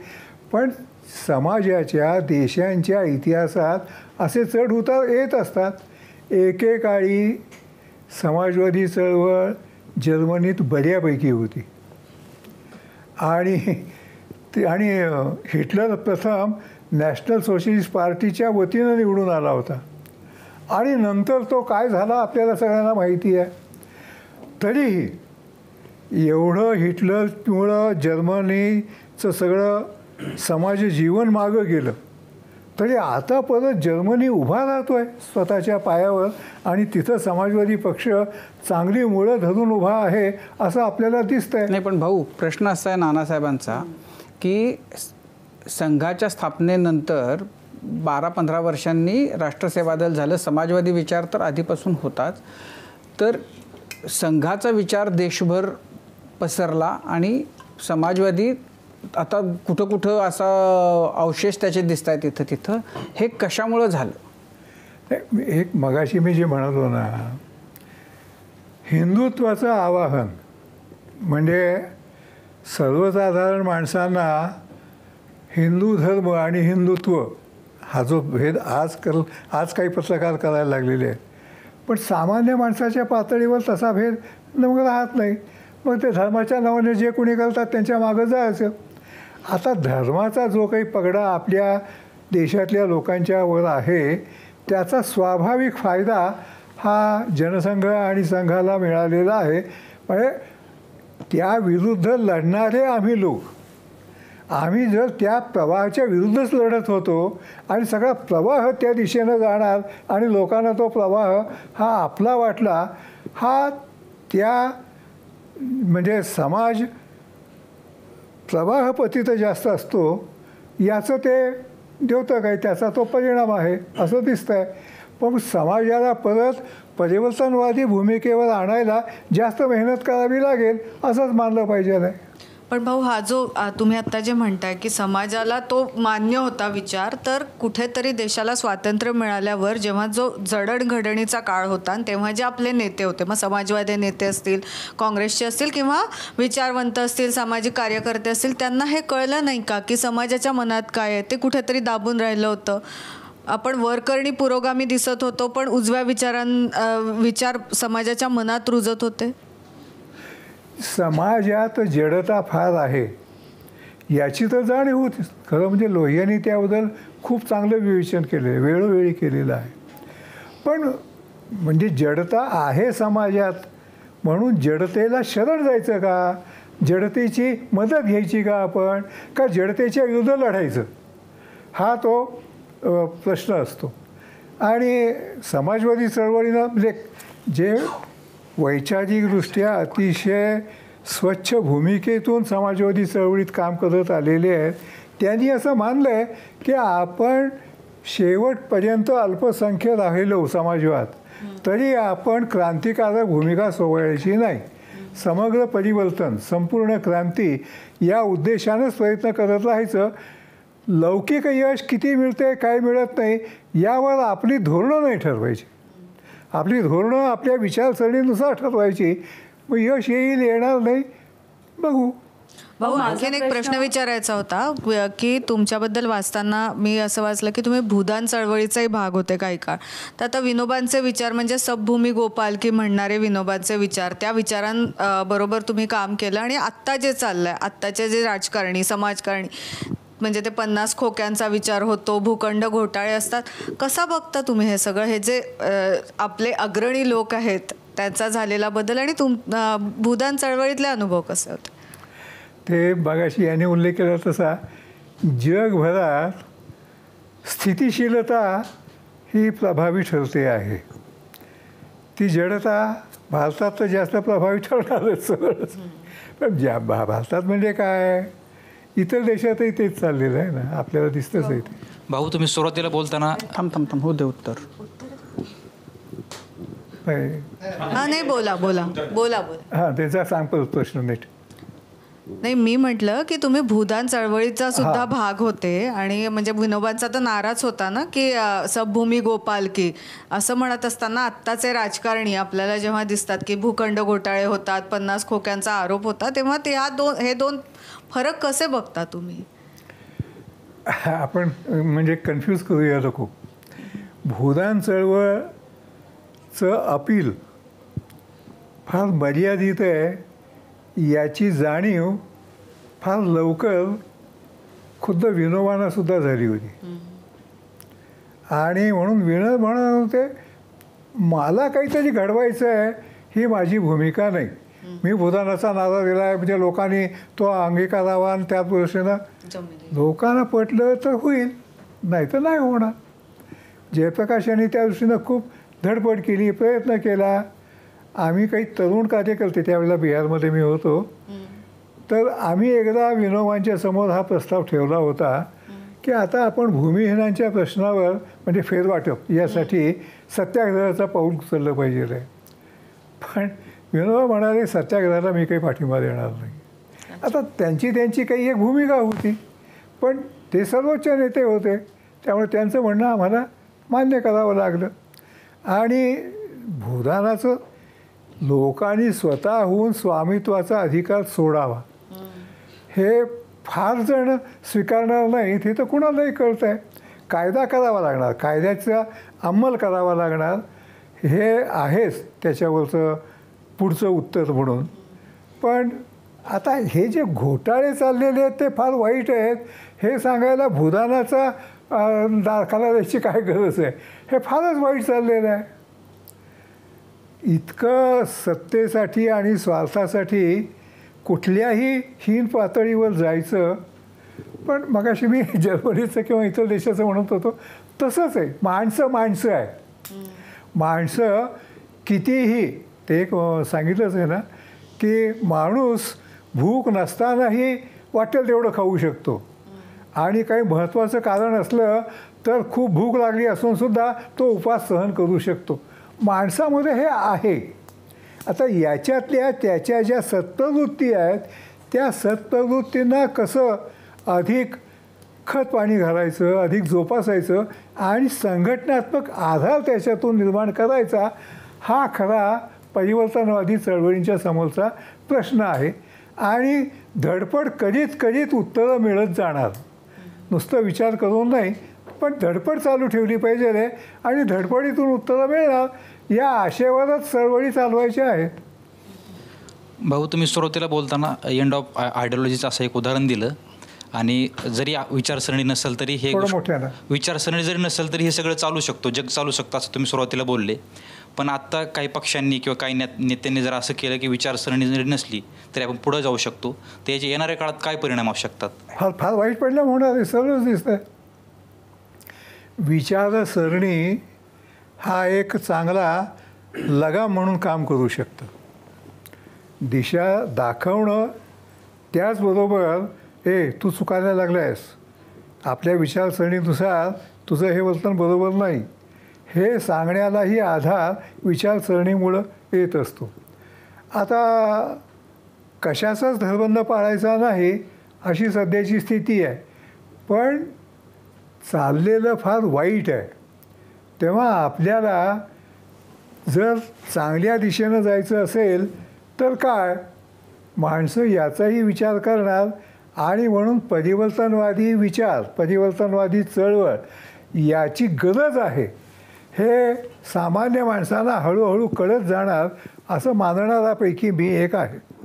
या प्रश्नाला धरूनच माझा एक त्याच अनुषंगानं प्रश्न होता की जर आयडिओलॉजीजच राहिल्या नाहीत तर मग राजकारणाचं भवितव्य काय असेल पुढे, किंवा राजकारण एंड ऑफ आयडिओलॉजी हे माझं मत नाही. ते फुकुशिमा यानं म्हणजे पुस्तकच लिहिलं त्यानं, त्याच्यावर ते मांडलं गेलं आणि सोव्हिएट युनियनच्या कोसळल्यामुळं त्याचा उदो झाला. पण माझं मत कायम आहे, विचारसरणीची गरज आहे. समाजाला जर चांगल्या दिशेनं वाटचाल करायची असेल, समाजाला म्हणजे सामान्य माणसांना, तर सर्वांना न्याय देणारी विचारसरणी याची अतिशय गरज आहे असं माझं पक्कं मत आहे. आणि आणखी एक मला विचारायचं होतं, थोडा वेगळा प्रश्न आहे की तुम्ही प्रचंड फिरला आहात, तुम्ही नेमकं किती फिरला आहेत, किती भागांमध्ये गेला आहेत, ते अनुभव तुमचे काय आहेत? आणि आता मोबाईल आहे आमच्या सगळ्यांच्या हातामध्ये, आम्ही झटपट मेसेजेस टाईप करून पाठवतो, पण तुम्ही पत्र लिहिता अजूनही, किती पत्र लिहिली आहेत आत्तापर्यंत, तो सगळा त्या अनुभवाचं गाठोडं काय आहे तुमच्याकडे? हिंडल्यामुळं खूप फायदा झाला आणि वेगळ्या पातळीवरच्या कार्यकर्त्यांशी संवाद साधता आला. हा माझा वैयक्तिक फायदा झाला, चळवळीलाही त्याचा उपयोग झाला, हे खरंच आहे. आता काही जण म्हणजे मी असं पाहतो आहे, काही तरुण कार्यकर्ते कुठं या दिशेनं या मार्गानं जायला लागलेली आहेत. मगाशी म्हणाल तसं एक कलमी कार्यक्रम या दिशेनं काही तरुण माणसं काम करत आहेत. समजा एक कलमी कार्यक्रम चांगला चालवणारे, वेगळ्या वेगळ्या संघटना चालवणारे आज ना उद्या ते हातमिळवणी करतील आणि सगळे एकत्र येतील. नाही आले एकत्र आले तरी तो एक कलमी कार्यक्रम यशस्वी होणं हे सुद्धा समाजाच्या हिताचं आहे असं मी मानतो. हो, तुम्ही खूप वेगवेगळे कालखंड देशाच्या वेगवेगळ्या टप्प्यामध्ये म्हणजे जडणघडणीच्या पाहिलेल्या आहेत. तुम्हाला कोणता कालखंड सगळ्यात जास्त क्रुशियल वाटतो समाजाच्या दृष्टीनं विचार करता? आत्ताचा, आधीचा, कुठला मधला, हे सगळे कालखंड बघून कोणता क्रुशियल आहे सगळ्यात जास्त असं वाटतं? 67 ते 77 हा कालखंड म्हणजे चळवळी. आणि आता अनेक जण लिहायलाही लागले त्याच्यावर. 80-85पर्यंत काही नव्या चळवळी सुरू होत होत्या. आता कुठे चळवळच सुरू होत नाही आहे असं अगदी अनुभवी माणसं, पत्रकार मंडळी म्हणायला लागलेली आहेत. पण 67 ते 77 या काळात वेगळ्या वेगळ्या क्रांतिकारी चळवळी देशात चालत होत्या. तरुणांचा बऱ्यापैकी पाठिंबा मिळत होता हे मला दिसतं आहे. आणि काही प्रमाणात सरकारी धोरणं त्या दृष्टीनं बदलली आहेत. म्हणजे मगाशी मी जे म्हणालो ना की समाजवादी संघटना कोसळली पण समाजवादी धोरणं पुढे गेली की नाही? तर पुढे गेली ती. या सरकारला सुद्धा काही ना काही मान्यच. रोजगार हमी योजना म्हणजे लोहियांनी 1952 साली लँड आर्मीची कल्पना मांडली होती की आपल्याला देशामध्ये एवढे लोक बेकारही आहेत आणि विकासाची एवढी निकड आहे तर आपण लँड आर्मी उभी करूया. हा जो विचार त्यावेळेला मांडलेला तो आणि रोजगार हमी योजना त्याच्यात मूलतः काहीच फरक नाही आहे. आता सरकारला या काही गोष्टी मान्य कराव्या लागल्या.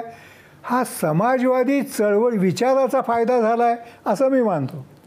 आता काँग्रेसवाल्यांनी मांडलं किंवा आणखी कोणी मांडलं त्यावेळेचा फायदा त्यांना मिळणार. आमचं नाव लोक घेणार नाहीत. आमचं नाव घेतलं नाही याबद्दल मला वाईट वाटायचं कारण नाही आहे. चळवळ पुढं जाते की नाही हा निकष लावला पाहिजे असं मी मानतो. भाऊ, आता तुम्ही तरुणाईचा उल्लेख केला की हा जो कालखंड होता त्यात तरुणांचा प्रतिसाद मिळत होता म्हणून चळवळी यशस्वी होत होत्या. आत्ताच्या तरुणांचं जगणं तुम्ही बघता आहे त्या जगण्याला दिशा द्यायला म्हणजे विचारवंत कमी पडतात की स्वतः तरुणांचाच विचार बदलला आहे? म्हणजे काय चाललं आहे? विचारवंतांचा प्रभाव केव्हा पडतो? तरुण ते स्वीकारायला तयार असले तर. आज जर तरुण स्वीकारायला तयार नाहीत तर आता तरुणांना स्वतःच्या अनुभवातून आपण जे काही करतो आहे ते नाही चांगलं, नुकसान करणारं आहे असं हळूहळू जाणवेल तेव्हा त्यांना क्रांतिकारी विचार मान्य होतील. वाट बघायला काही घाई करायची नाही.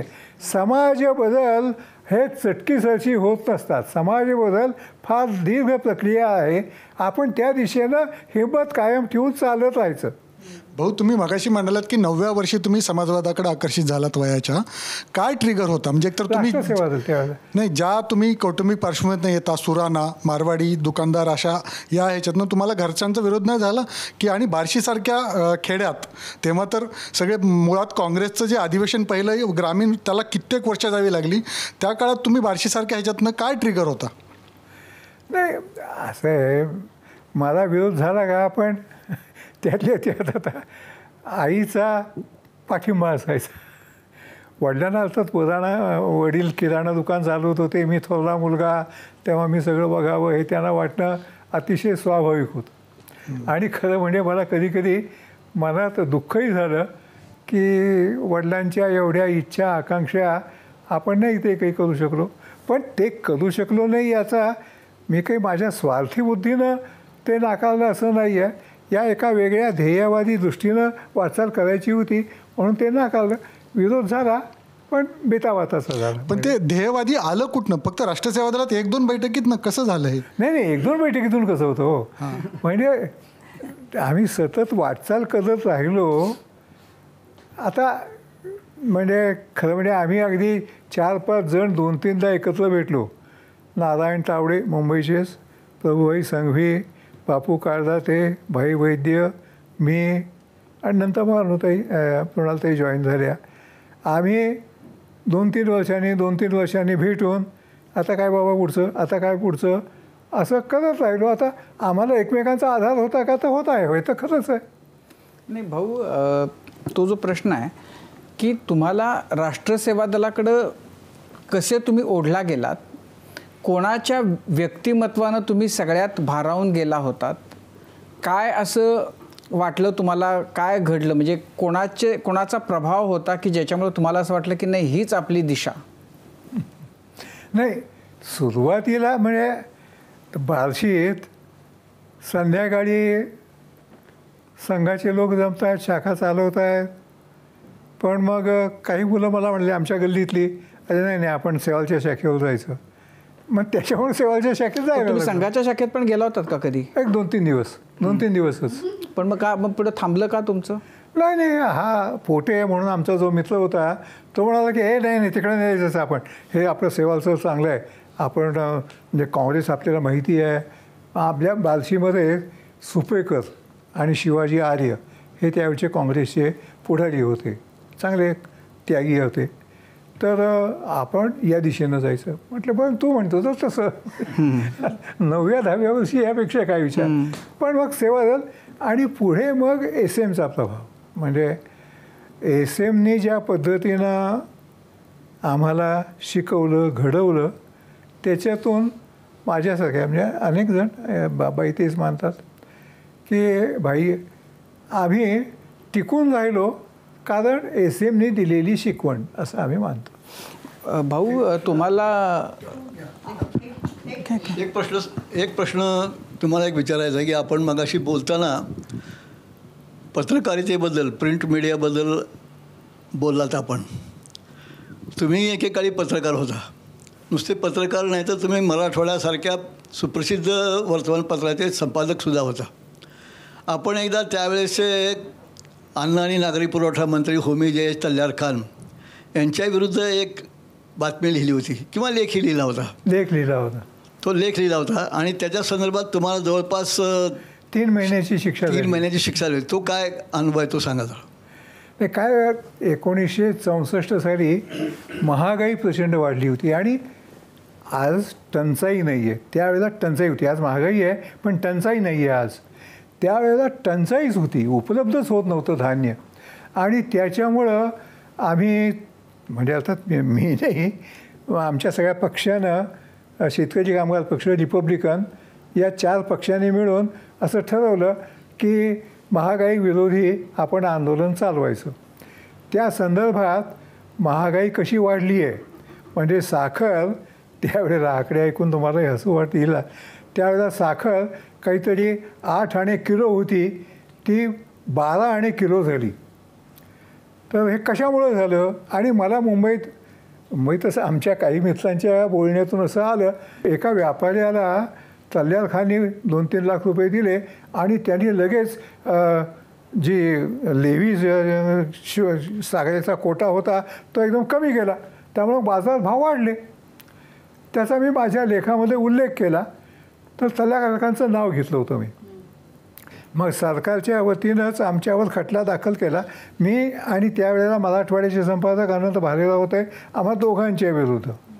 आणि मग त्यांनी असं केलं मात्र त्यावेळेला, म्हणजे क्रिमिनल केसेससुद्धा ओपन कोर्टमध्ये चालतात, पण या काही केसेस या गुप्तपणे चालाव्यात म्हणून क्रिमिनल प्रोसिजर कोडमध्ये दुरुस्ती केली आणि ही आमची केस इन कॅमेरा चालली. त्यामुळे वर्तमानपत्रात मग त्या केसबद्दल काही येईन असं झालं आणि नंतर आम्हाला 3-3 महिन्याची शिक्षा झाली. मी आणि अनंतराव नाशिकच्या तुरुंगात ती शिक्षा भोगली आम्ही. पण ज्यांनी तुम्हाला ही माहिती सांगितली होती तर तुमचं सोर्सचं काय झालं? ज्यांनी तुम्हाला माहिती दिली तो? आता तो हेच म्हणाला ना बाबा, पण मी हे ऐकलं, ते माझ्यासमोर बोलले, हो मी 3 लाख रुपये दिले तल्लार खानला. आता याचा पुरावा मी यापेक्षा जास्त काय देणार? आणि मग कोर्टात येऊन हे मी सांगितलं तर कोर्टात कसं काय हे टिकणार? पण मग तुम्ही थेट तुरुंगात कशी, तुम्ही अपील बिपील नाही केलं त्यावेळेला? नाही, हायकोर्टाने ती शिक्षा कायम केली आमची. अच्छा, मग तुम्ही 3 महिने जेलमध्ये. जेलमध्ये. तुमच्या एकूण किती झाल्या जेलच्या? 7 वेळेला झालं. 7. अच्छा. पहिली कुठली होती? नाही, म्हणजे 64 साली आम्ही जे सुरू केलं महागाई विरोधी आंदोलन, त्याच्यात फलटण रोडच्या लॉकअपमध्ये पहिल्यांदा तुरुंगाचा अनुभव घेतला मी 7 दिवस, आणि त्यानंतर या आर्थर रोड जेलमध्ये 10 दिवस, 10 का 12 दिवस असं. आणि तिथून मग सगळ्यात चांगलं जेल कुठलं वाटलं तुम्हाला? सगळ्यात चांगलं जेल कुठलं? नाशिक. एकदम उत्तम. का उत्तम म्हणजे? एक काय म्हणजे येरवड्याची रचना जुनी आहे आणि नाशिकची रचना नवी आहे तिथल्या तुरुंगाची, त्यामुळे ती जास्त शास्त्रशुद्ध आहे. म्हणजे आणि आम्ही म्हणजे 2 श्रेणीचे कैदी, दुसऱ्या श्रेणीचे, त्यामुळे आम्हाला मोकळं हिंडायला परवानगी होती, खायला जरा चांगलं मिळायचं आणि जेलरही चांगले होते. आता जेलर चांगले म्हणजे काय, सहानुभूती असते. मला तर वाटतं की तुम्हाला कंपनी चांगली होती म्हणून तुम्हाला ते जेल चांगलं वाटलं. भालेराव, अनंत भालेराव होते त्यामुळं तुम्हाला तो जेलचा काळ ही सुखावह ठरून गेला. ते खरंच आहे. ते तर फारच खरं. म्हणजे त्यांनीही 10-12 चांगली पुस्तकं वाचली इंग्रजीतली, मीही 7-8 पुस्तकं वाचली, आमची खूप चर्चा व्हायची. अनंतरावांच्यामुळे एक होत होतं, बाहेरचा संपर्क आमचा सुखद होता.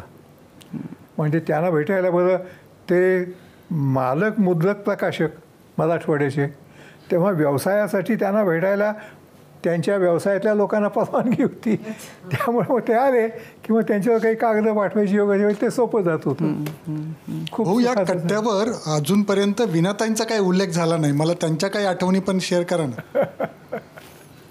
हां, हे खरं आहे, ते राहिलं. आणि वीणाचा अत्यंत महत्त्वाचा भाग आहे माझ्या सगळ्या जीवनात आणि माझ्या सगळ्या कार्यात.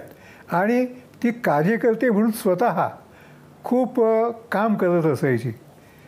आम्ही म्हणजे लग्न करायचं ठरवलं ते आधीच, ती मग त्यानंतर DSF डॉक्टर झाली. आणि हे आमचं पहिल्यापासून ठरलं की आपण ग्रामीण भागातच राहायचं, शहरात नाही जायचं. आणि म्हणून आम्ही कुर्डुवाडीला आम्ही गेलो. पण मग काही कारणानं म्हणजे माझ्या वडिलांना कॅन्सर झाला, त्यामुळे मग बार्शीला घरी राहणं भाग पडलं. आणि मग बार्शीला तिनं दवाखाना, प्रसूतिगृह, तिचं तेही चांगलं चाललं. पण त्याही वेळेला ती चळवळीत भाग घ्यायची. आणि तिनं स्वतः 2 गोष्टी फार चांगल्या केल्या. एक तर महिलांची एक सहकारी सोसायटी सुरू केली होती तिनं, आणि ती जवळपास 13-14 वर्ष चालवली. आणि आता बाबा बास झालं तर प्रत्येक शेअर होल्डरला शेअरच्या दुप्पट रक्कम देऊन ती सोसायटी विसर्जित झाली. दुसरी तिनं सुरू केलेलं काम महिला उत्कर्ष प्रतिष्ठान, आणि त्या प्रतिष्ठानच्या वतीनं तालुक्याच्या ठिकाणी ग्रामीण भागात ज्या विद्यार्थिनी शिकायला येतात कॉलेजला, त्यांचं एक चांगलं वसतिगृह व्हावं यासाठी तिनं ते प्रतिष्ठान सुरू केलं. त्याच्यातून ते हॉस्टेल बांधलं, आणि म्हणजे गोरक्षणच्या बाजूला. आणि ते हॉस्टेल आता अजूनही चालू आहे, ते व्यवस्थित चालू आहे. हे तिचं स्वतःचं काम हे तर होतंच, आणि शिवाय म्हणजे आमचा संसार चालला तो तिच्या कमाईवरच चालला सगळा. भाऊ, म्हणजे आता चर्चेमध्ये असं दिसतं की तळागाळामध्ये तुमच्या अनेक नेत्यांनी कामं केली, समाजवादी पक्ष अगदी तळागाळापर्यंत गेला, अनेक संघटना निर्माण केल्या. जसं आता तुम्ही विनाताईंचं उदाहरण दिलं की ती एक पतपेढी सुरू केल्यानंतर ती विसर्जित केली. तर अशी अनेक कामं करून तळागाळापर्यंत जाऊन तुम्ही स्वतः ST संघटना 1967 स्थापन केली. तर एवढं सगळं करूनही लोक तुम्हाला मतं का देत नाहीत, आणि ती जे प्रयोग आहेत ते प्रयोग नंतर मग बंद का झाले? असं आहे, मतं का देतात आणि देत नाहीत याची उत्तरं सगळ्यांना माहिती आहेत. तर त्याची इथं फार चर्चा करायचं कारण नाही आहे. पण कामं तर ती चालू राहिली ना. आणि मी सांगितलं ना, त्याच्यातून एककलमी चळवळी, एककलमी संघटना या वाढत गेल्या ना. म्हणजे तुम्हाला त्याचं श्रेय मिळालं नाही ना, तुम्ही सुरुवात केली. तुम्ही त्याच्या श्रेयाचा काय मुद्दा आहे हो? ज्या विचारसरणीसाठी आपण काम करतो ती विचारसरणी पुढे जाते की नाही हा महत्त्वाचा मोजमापाचा भाग असला पाहिजे. आणि त्या दृष्टीनं माझ्यासारख्याला असं वाटतं की बाबा म्हणजे 1945-46 साली जी समाजवादी चळवळीची अवस्था होती, समाजवादी धोरणांची, त्यापेक्षा आज बरेच जास्त पावलं समाजवादी विचारसरणीनं उचललेली आहेत असं मला वाटतं. आणि याचं खरोखर समाधान आहे आम्हाला. चाललं आहे तसं. भाऊ, तुम्हाला प्रत्यक्ष सहवास खूप मोठ्या मोठ्या लोकांचा मिळाला. तुम्हाला जयप्रकाश नारायणांचा मिळाला, SM जोशींच्या बरोबर तुम्ही दीर्घकाळ काम केलं. बरीच मंडळी आहेत, लोही यांच्याबरोबर केलं, मधु लिमे असतील. ह्या वेगवेगळ्या लोकांच्या बद्दल जर मी तुम्हाला विचारलं, विनोबा भावे होते, तर तुम्हाला त्यांचं सगळ्यात भावलेलं वैशिष्ट्य काय होतं? म्हणजे JP म्हटलं की तुम्हाला फार प्रकर्षानं काय आठवतं? त्यांचा मायाळूपणा. अच्छा. म्हणजे आमचं लग्न झालं नंतर मग वीणा म्हणजे तिला दिवस गेली काही दिवसांनी आणि तिला प्रवास करायचा होता. तर JPनी स्वतः सूचना दिल्या. आता कार्यकर्त्यांनी 3rd क्लासनं जायचं त्यावेळेला, पण JPनी त्यांच्या माणसाला म्हणजे काय त्या आमच्या सोखोदेवरा आश्रमाचे जे प्रमुख होते त्यांना सूचना दिली की वीणा बहनसाठी तुम्ही 1st क्लासचं तिकीट काढून बार्शीपर्यंत म्हणजे सोलापूरपर्यंत तिला पोचतं करा. आणि भेटलं की म्हणजे तो मायाळूपणा असा ओसंडूनच यायचा त्यांचा. तर तो एकदम विलक्षणच अनुभव. आणि विनोबांच्या बद्दल? नाही, विनोबांशी फार कमी संपर्क आला. म्हणजे 3-4 वेळेला त्यांच्यावर पदयात्रेत मी राहिलो आणि चर्चेचा अनुभव आमचा वाईट होता ते तर मी सांगितलंच. सत्याग्रहालाच त्याने म्हणजे एकदम झटकून टाकलं की नाही. आणि अण्णा SM जोशी? SMचं तर काय म्हणजे ते आता पितृतुल्यच सगळं त्यांचं. म्हणजे सगळ्या कौटुंबिक अडचणी बाकीच्या गोष्टी या सगळ्या गोष्टीत ते अतिशय आपलेपणानं म्हणजे जवळ असलेल्या सगळ्या कार्यकर्त्यांच्याबद्दल त्यांची ही वागण्याची पद्धत होती. आणि एक त्यांनी स्वतःचंच वर्णन केलं, मांजर पडलं तरी 4 पायावर पडतं. तसं आहे, कितीही गोंधळाची स्थिती असली माझी भूमिका ही जनतेच्या बाजूची असते.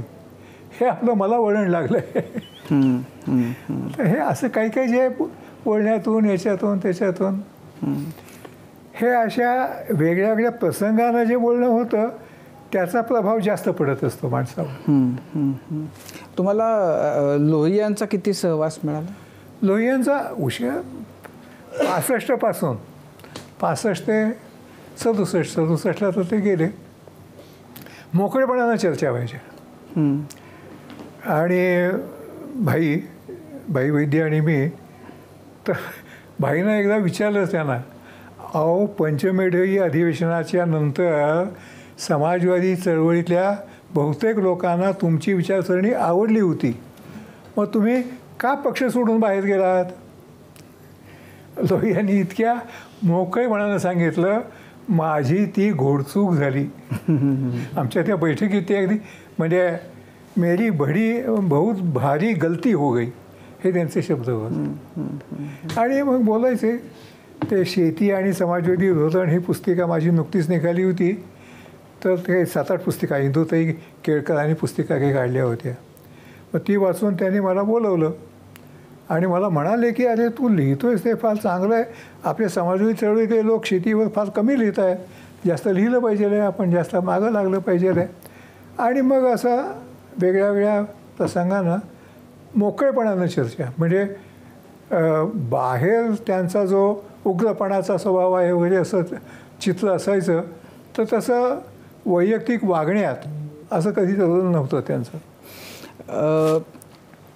पुलोदचं सरकार जेव्हा आलं तेव्हा त्याच्यामध्ये अण्णांनी प्रत्यक्ष त्या सत्तेमध्ये सहभागी व्हावं असं तुम्हाला म्हणजे वाटलं होतं? नाही.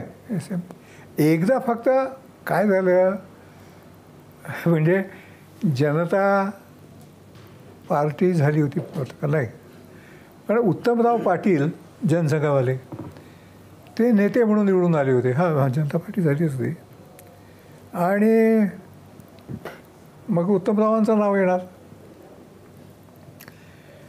तर एक 4-5 मोठ्या पुढाऱ्यांच्यावर जेव्हा बैठक झाली त्यावेळेला एसएमने आपलं असं एक प्रश्न टाकून ठेवला, मीच मुख्यमंत्री व्हायचं ठरवलं तर ते बाकीचे 2-3 पुढारी जे आले होते ते म्हणाले की मग आम्ही कोणी हरकत घेणार नाही. पण त्यांनी नंतर सांगितलं मला, अरे बा माझ्या मनात तसं काही नाही आहे बरं का. पण जेव्हा ती निवडणूक झाली त्यावेळेला जर खरंच सत्ता आली असती जनता पक्षाची, म्हणजे ते पुलोदन आहे, जनता पक्षाची सत्ता आली असती तर मग मुख्यमंत्री कोण झालं असतं? आमच्या समोर बापू काळदातेचंच नाव होतं. अच्छा. आणि काही जण म्हणायचे तू गृहमंत्री होणार त्याच्यात. भाई वैद्य गृहराज्यमंत्री झाले नंतर पुलोदमध्ये. आणि नागगोरेंच्याबद्दल? नागगोरेंचं त्यांचंही कार्यकर्त्यांच्यावर वागणूक तशी स्नेहभावाची राहिली, पण थोडं अंतर राहून असायचं असं मात्र जाणवायचं. म्हणजे अण्णांच्याकडे जो एकदम आपलेपणा मोकळेपणा वाटायचा तसं नाही. नानासाहेबांचं त्यांची मांडणी, त्यांचं काम हे करतातच फार मोठं. आणि त्यांचा महाराष्ट्रात समाजवादी चळवळ रुजवण्यामध्ये त्यांचा वाटा तसा जास्त आहे. म्हणजे मांडणी चांगली करणं, जास्त ठिकाणी भाषणांना जाणं, भाषण चांगलं करणं. पण एसएम कार्यकर्त्यांना जे जवळ घेतात आणि प्रश्न लोकांच्या बाजूनं हातात घ्यायचा हे जे त्यांचं अंगभूत गुण, यामुळं एसएमचं जास्त. भाऊ, यशवंतरावांनी बेरजेचं राजकारण केलं आणि सगळे त्यांना जे वाटले त्यांनी काँग्रेसमध्ये नेलं.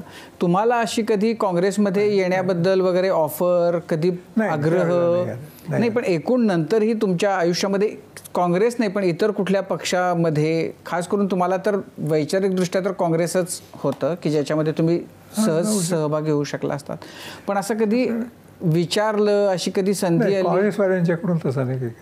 तुमची इच्छा नाही झाली कधी? काय व्हायचं कारणच नव्हतं.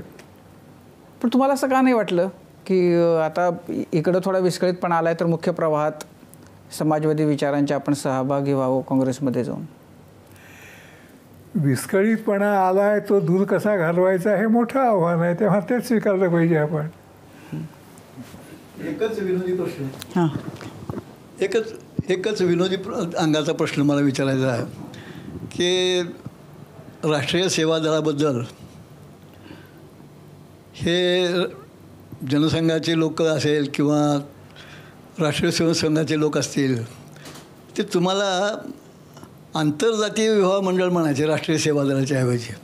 तुमचं त्याच्याबद्दल काय मत आहे? आम्हाला त्याचा अभिमानच वाटत होता ना.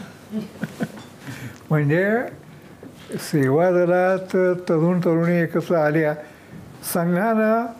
संघामध्ये स्त्रियांना प्रवेश नाही, त्यासाठी त्यांनी वेगळी ती काय राष्ट्रसेविका समिती, सेविका समिती काढलेलं आहे. आणि राष्ट्रसेवा दलात आणि पहिल्यापासून त्या बाबतीत भाऊसाहेब रानडे यांचा फार आग्रह होता की स्त्री पुरुषांची एकच संघटना असली पाहिजे.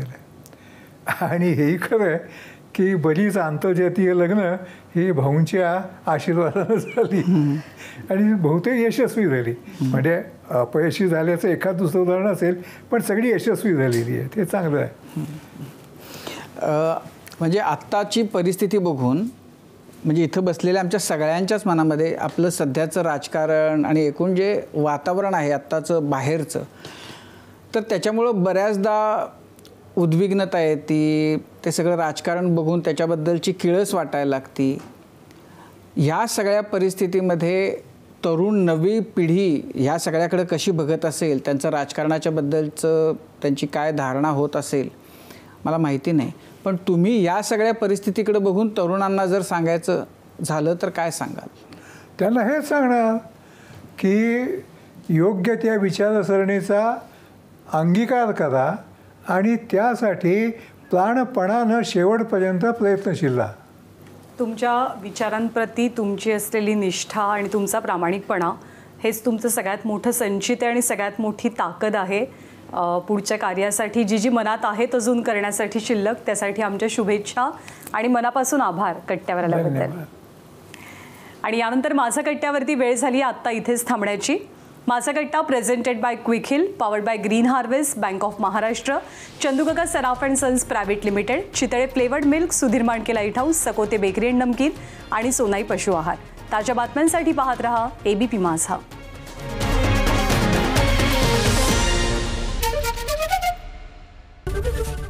ABP माझा, उघडा डोळे बघा नीट.